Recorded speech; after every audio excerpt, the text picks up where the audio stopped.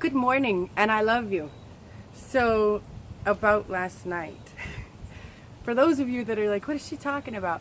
Yesterday, I put a post on social media, and I wrote a blog post about how ADD and ADHD are not real diseases. And I wanted to talk about some of the comments I received. Some people were chest out, ready to go to battle for their disease. Don't you tell me my disease isn't a real disease. Don't you tell me my anxiety isn't real. My ADD, my this. Some of you were a little up in arms about the fact that I said that wasn't a disease, and you were ready to defend your disease. Leaves are falling. And the first thing I wanted to say is, I hear that you are struggling. I hear that you're hurting.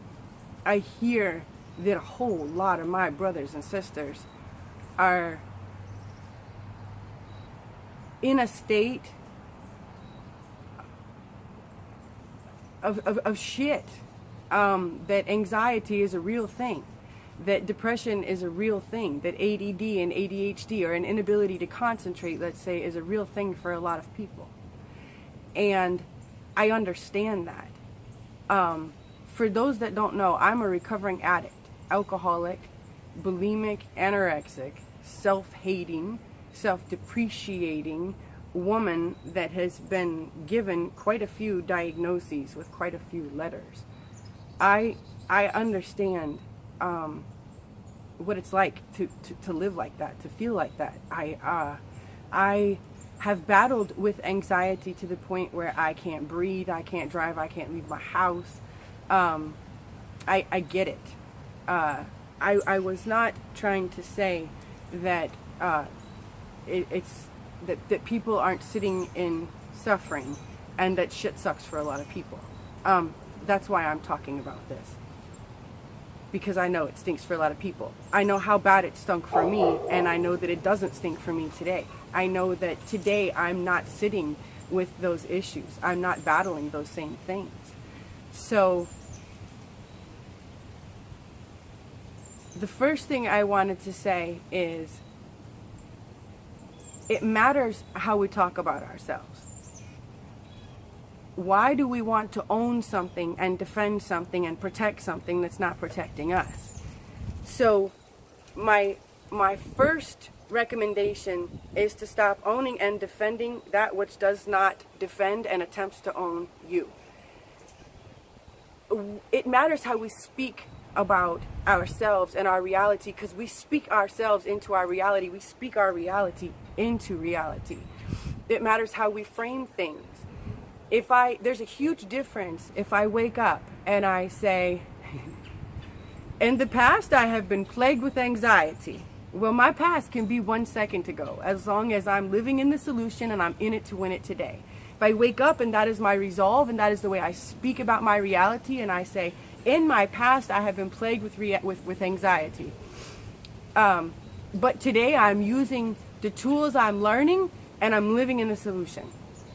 That is a completely different heart, headspace, and reality than waking up and addressing my day and saying, just another day with my disease. I mean, it's dismal. It's a death sentence. Look at the way I framed that day. Is there any opportunity there? Is there any allowance?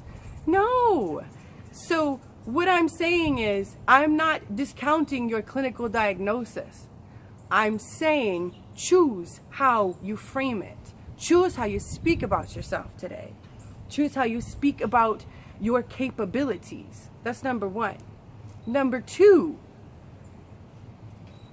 we're in a reality today, in a society, let me say, where we understand that 90% of us need to be on medication just to freaking think and tie our shoes.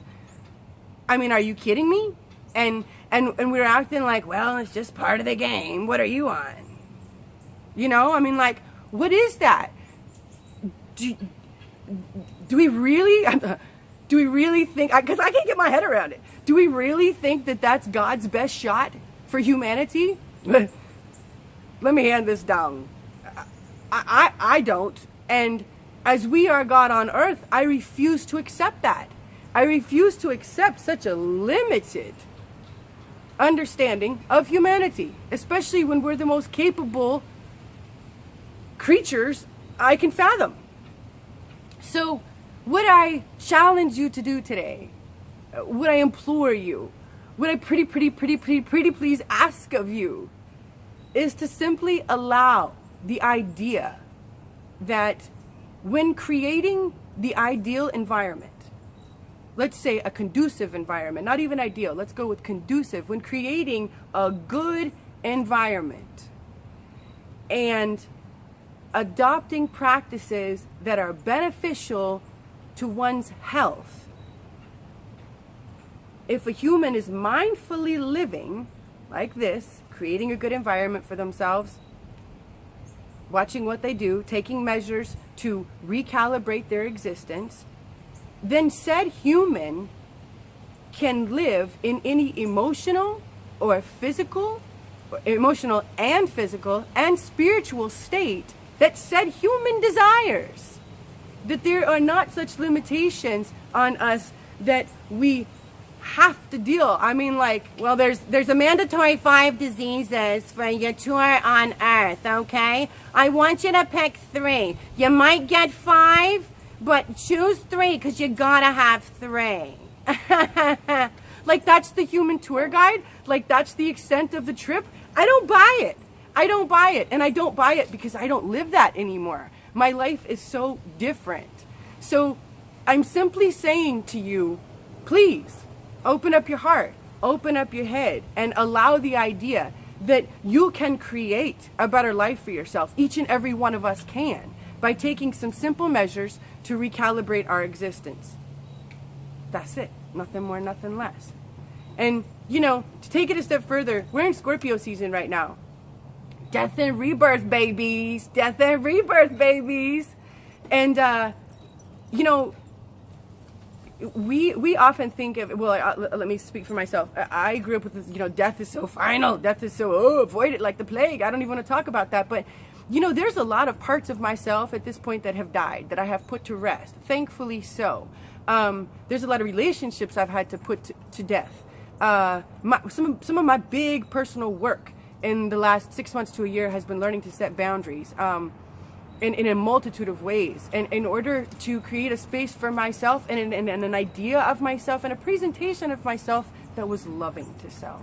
So I've had to put a lot of things to rest, and what I've learned on the other side of this is death is not a bad thing. Death gives opportunity for birth, and for those of us who have given birth,